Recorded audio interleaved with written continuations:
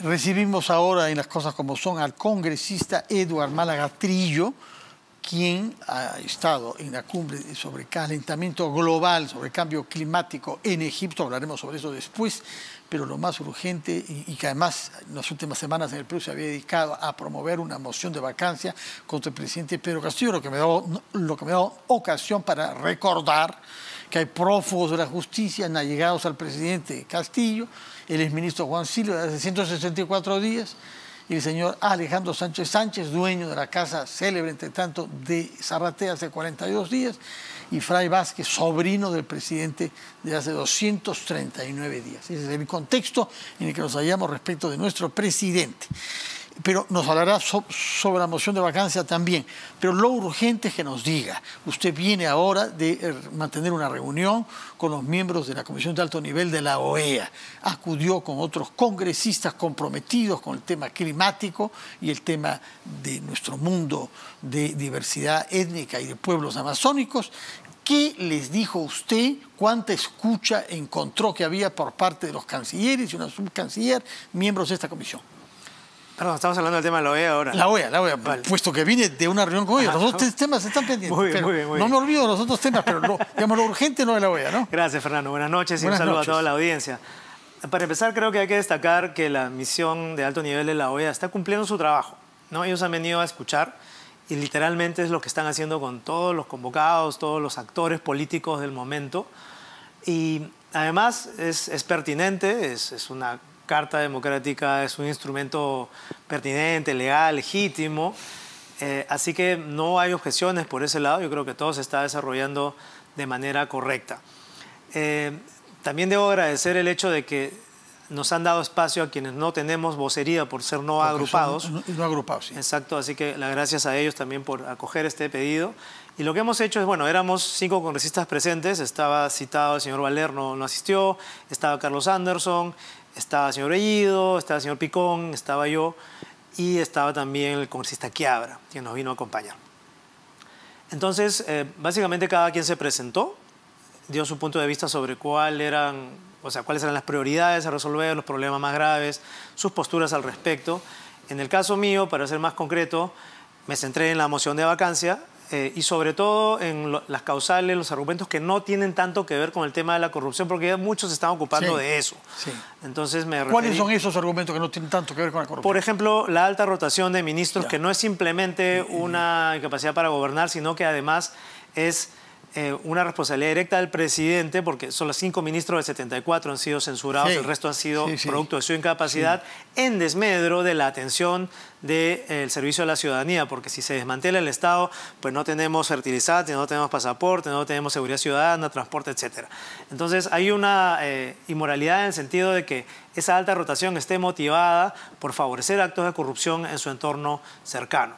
Expliqué eso, mencioné el tema de la corrupción, expliqué también el argumento de que hay actos que no tienen que ver tanto con su entorno, sino con él mismo, como el plagio y el encubrimiento, que están fuera de la presunción de inocencia, como en el caso de las acusaciones por corrupción.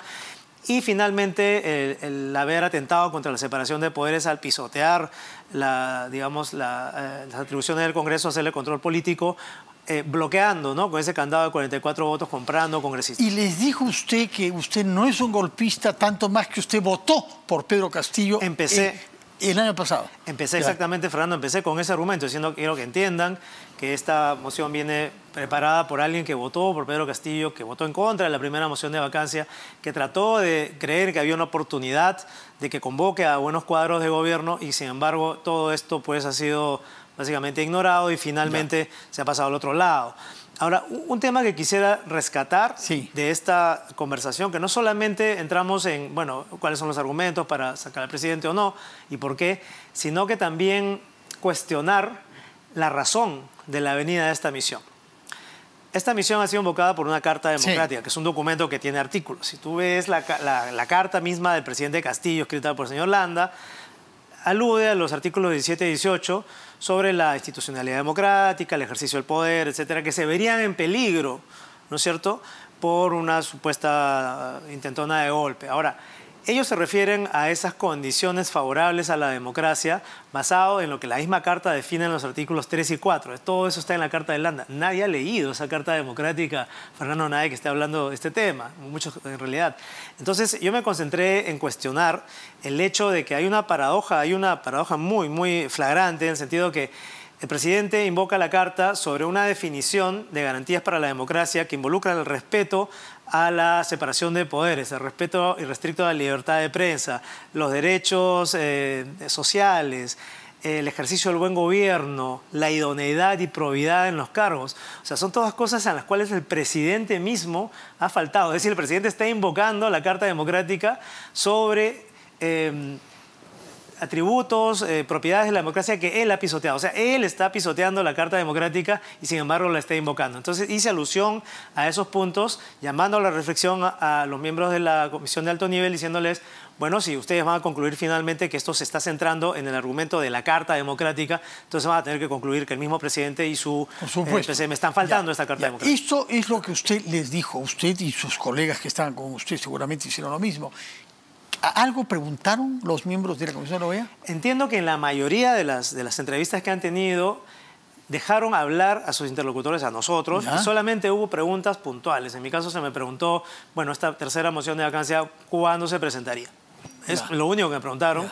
Hubo un par de intervenciones adicionales, pero no hubo mayor repregunta. Como un psicoanalista casi deja que usted hable, que hable y ellos escuchan. Yo creo que interpretan luego, cuando se vayan, harán su informe. Yo creo que es un abordaje bastante inteligente porque probablemente se dan cuenta si diferentes actores de la misma posición caen en contradicciones o no, ¿no?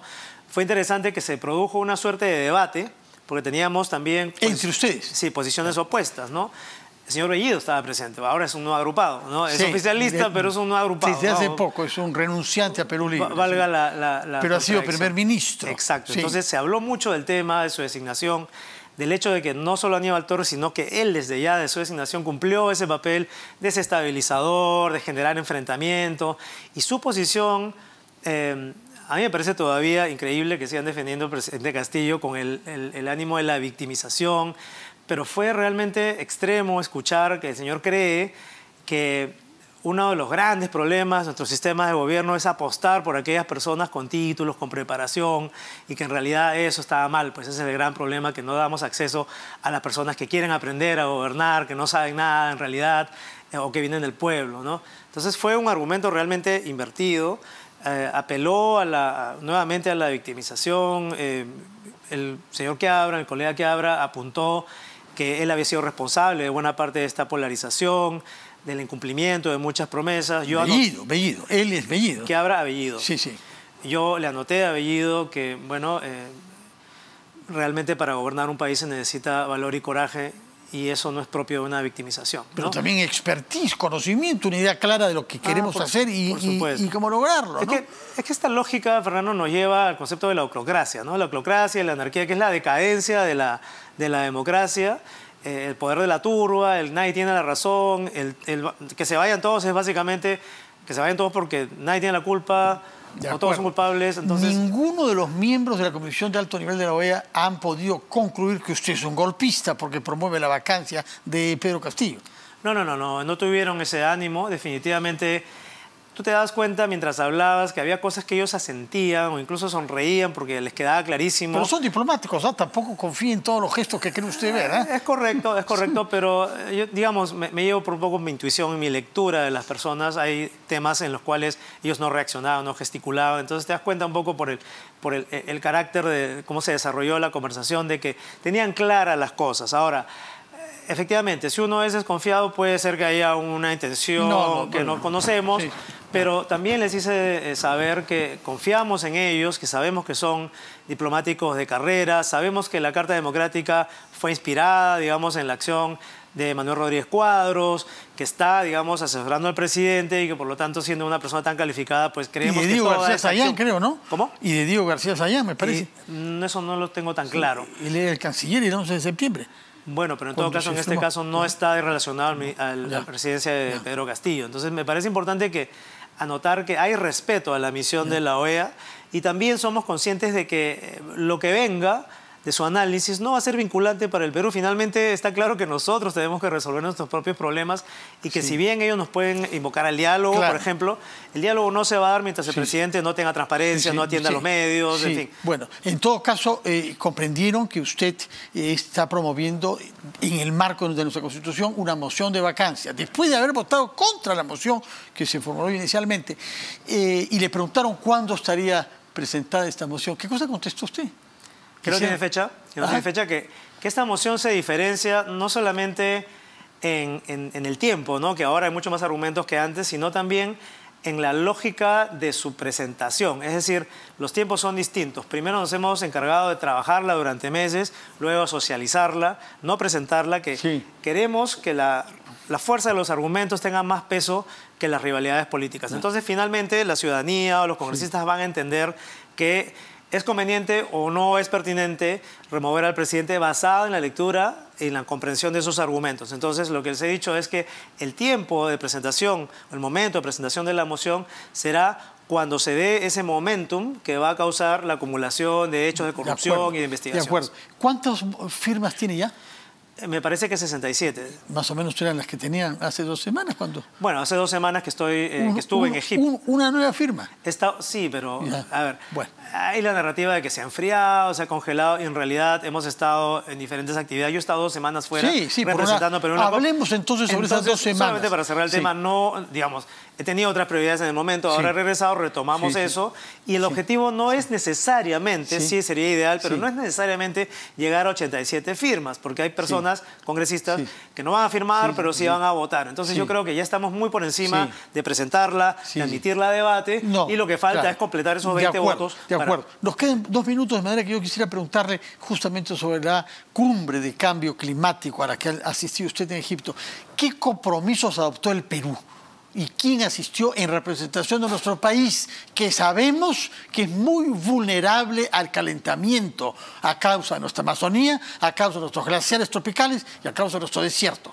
Exactamente. Ahí hay que lamentar que el Perú, no solamente de este gobierno, sino de hace muchos gobiernos, desde la COP de Perú de 2014, básicamente no ha tenido un pabellón en la COP, no ha hecho valer esa posición de vulnerabilidad como una posición de reclamo y de negociación, sino que el Perú básicamente ha tenido un perfil muy bajo. Hay un equipo de negociación bastante bueno, pero no ha sido respaldado al más alto nivel. Se han concentrado sobre todo en la novedad de esta COP, que era... ¿Asistió el ministro? Finalmente asistió. Señor Rosas. El señor Rosas asistió. ¿Sabe algo del tema? Sí sabe algo del tema. No es el experto más grande del tema, pero está enterado, por supuesto, tiene un equipo que lo asesora y ha mostrado mucho interés. Yo debo reconocer eso. Él ha mostrado mucho interés en apoyar.